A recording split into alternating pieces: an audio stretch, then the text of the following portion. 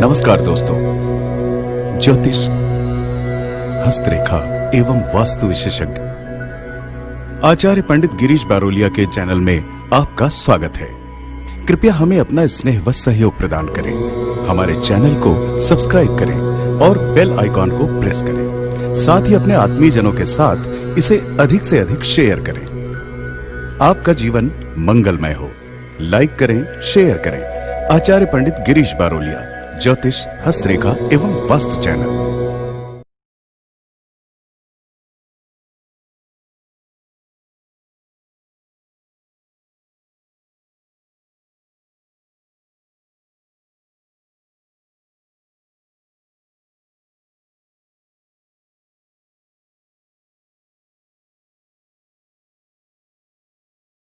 जय गुरुदेव, जय गायत्री मात्रा।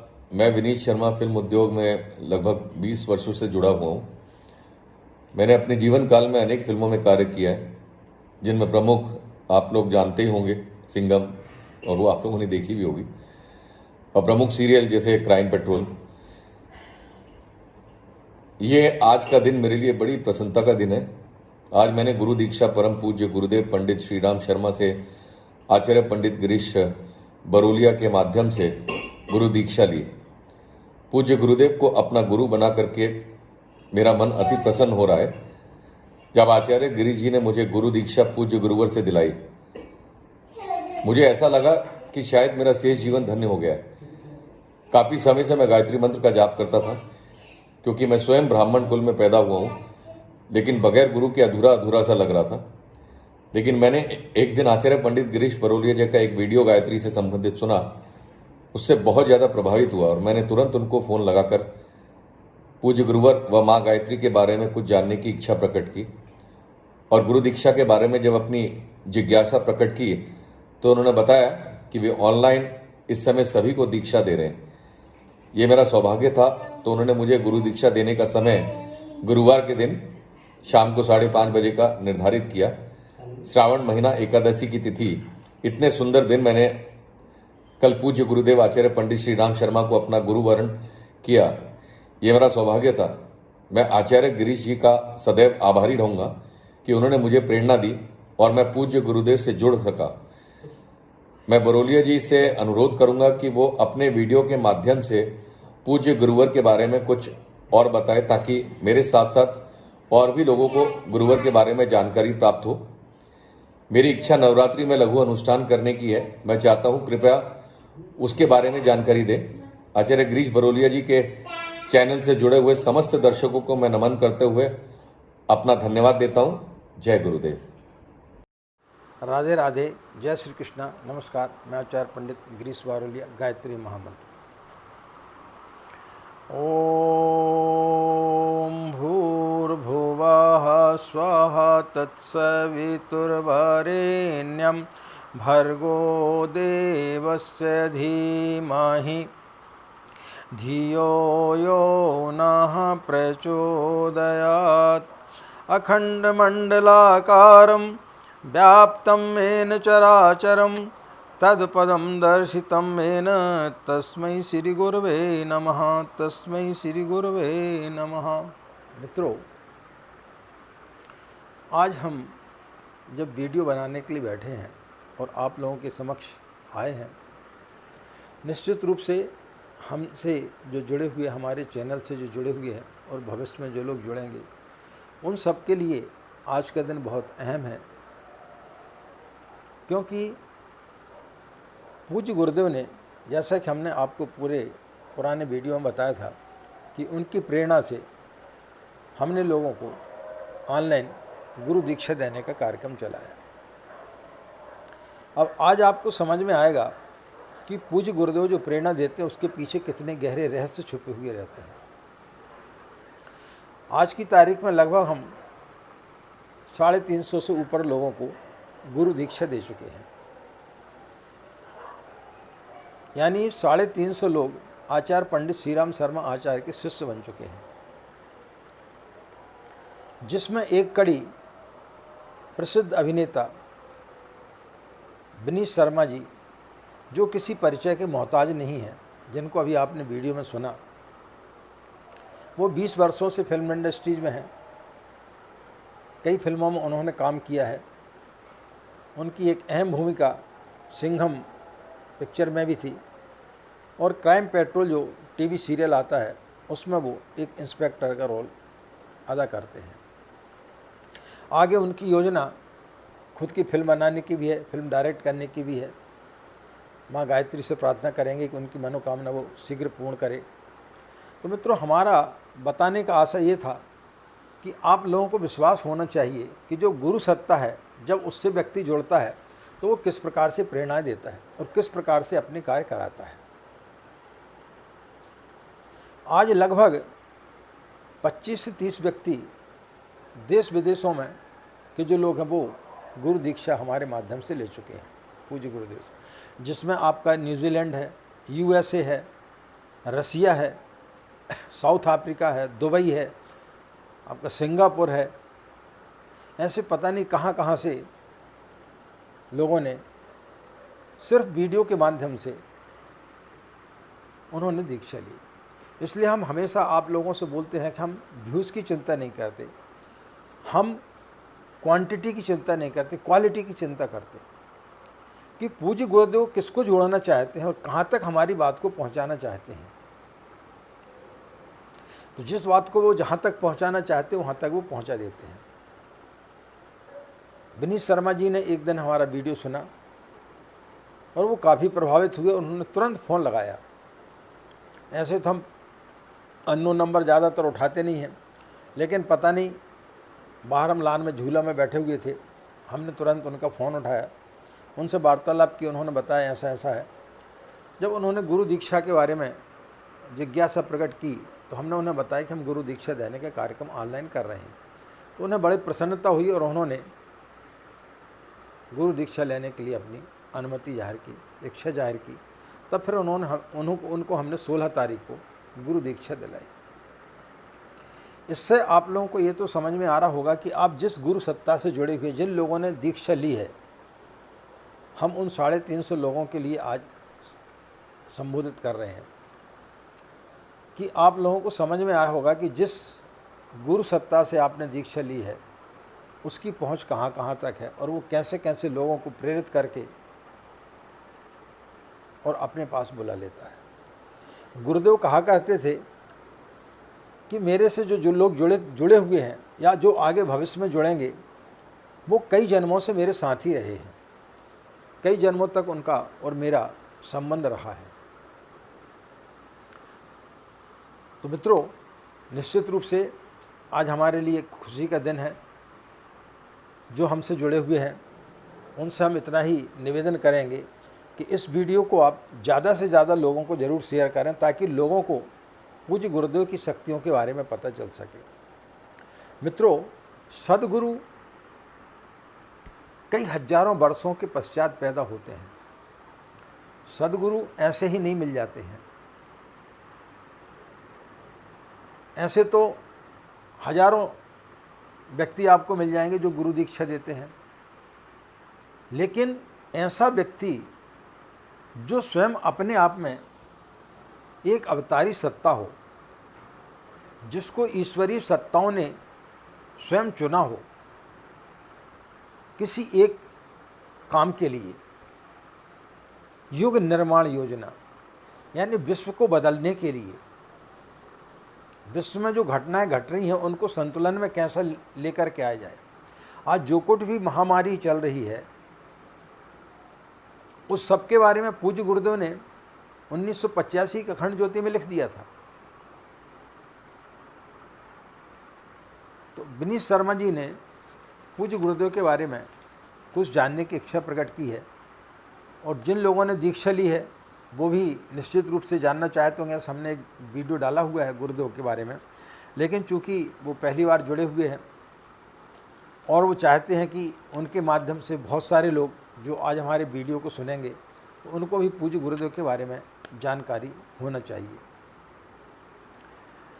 आश्विन मास कृष्ण पक्ष था, त्रयोदशी तिथि, संवत 1967, 20 दिसंबर 1911 को आगरा के पास जलसेर रोड पर एक आंवल खेड़ा गांव है, वहाँ के एक जमींदार परिवार में पूज्य गुरुदेव का जन्म हुआ।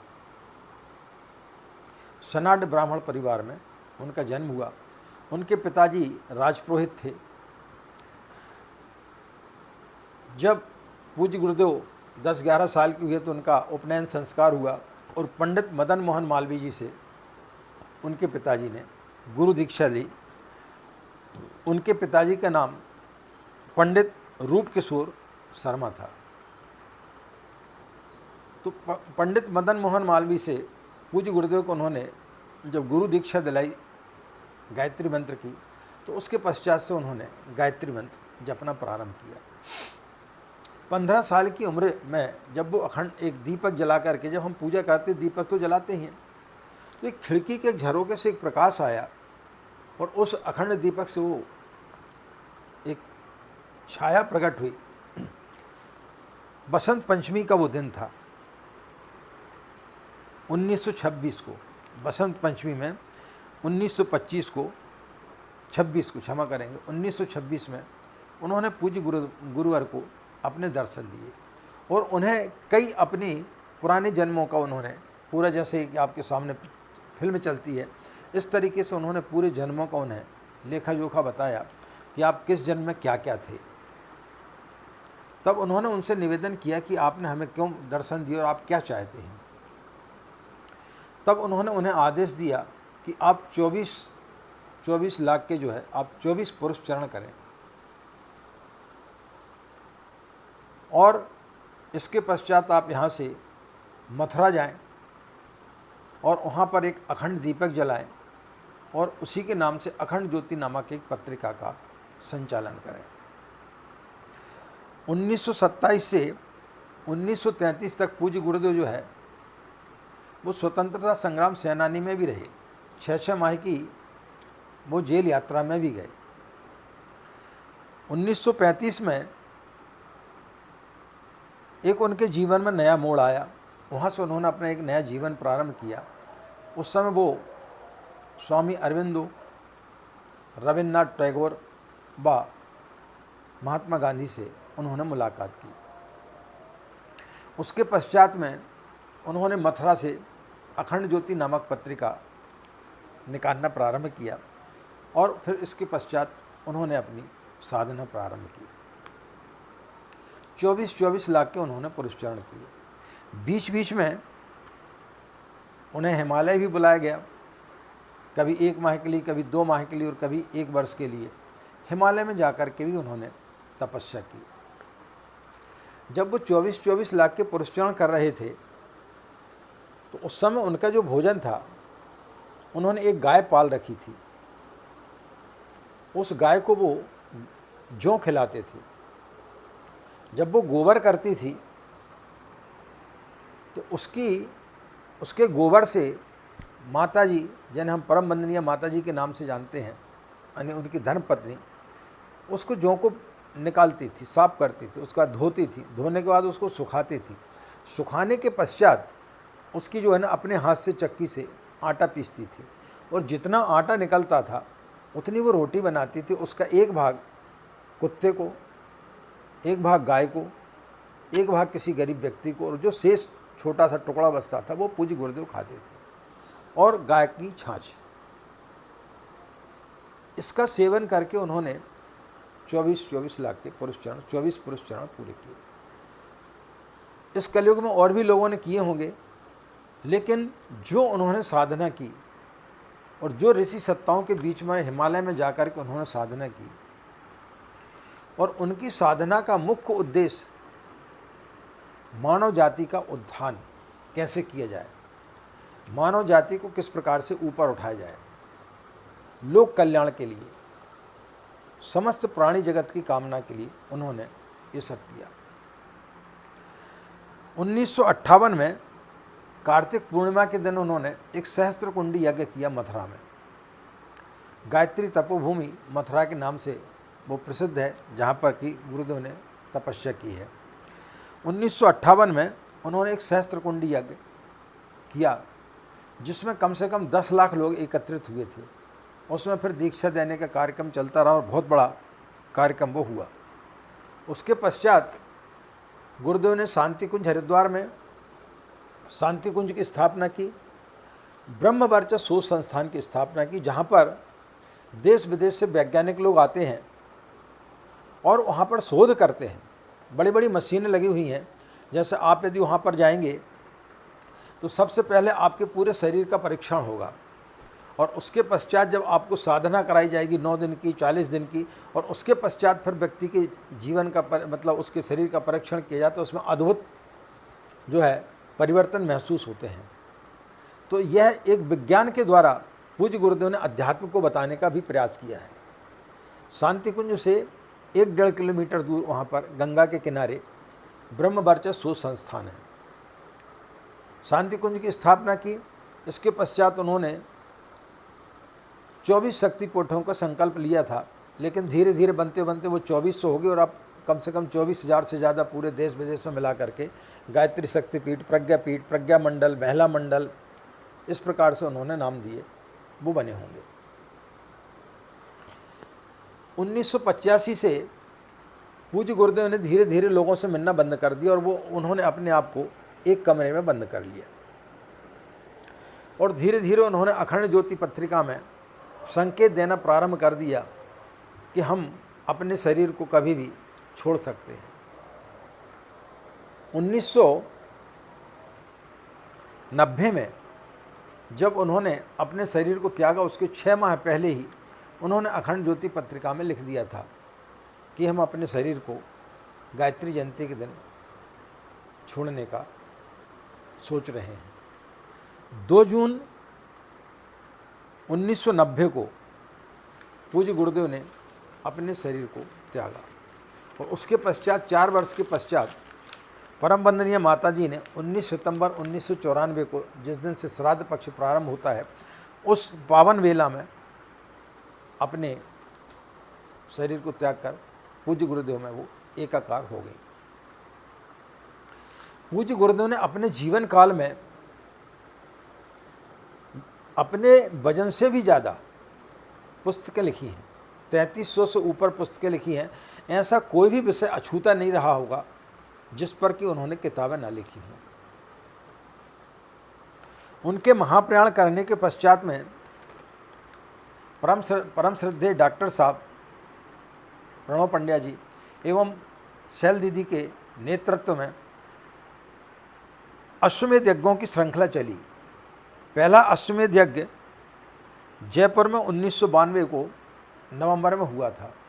दूसरा अश्वमेध यज्ञ जहां हम रहते हैं यानी भिलाई में दूसरा अश्वमेध यज्ञ हुआ था, जिनमें लोगों की उपस्थिति कम से कम 25 से 30 लाख थी।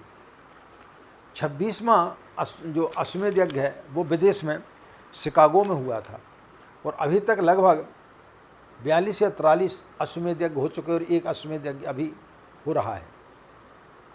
तो इस प्रकार से अश्वमेध यज्ञों की श्रृंखला चल रही है। जगह जगह शक्तिपीठों में कार्यक्रम चलते रहते हैं। तो इस प्रकार से पूज्य गुरुदेव ने अपने जीवन को जिया और इतनी बड़ी संस्था जिसमें आज की तारीख में 15 करोड़ लोगों से भी ज़्यादा इस गायत्री परिवार मिशन से लोग जुड़े हुए हैं। लेकिन पूज्य गुरुदेव ने कभी भी मीडिया में या मीडिया का सहारा कभी भी नहीं लिया। जितने भी कार्यक्रम आज भी चलते हैं कभी भी आप मीडिया में नहीं देखेंगे, जिस प्रकार से कि अन्य लोग आते रहते हैं, लेकिन कभी डॉक्टर साहब मीडिया इत्यादि में कभी नहीं आते। किसी भी कार्यक्रम का कभी भी इस प्रकार से मतलब प्रचार नहीं होता है।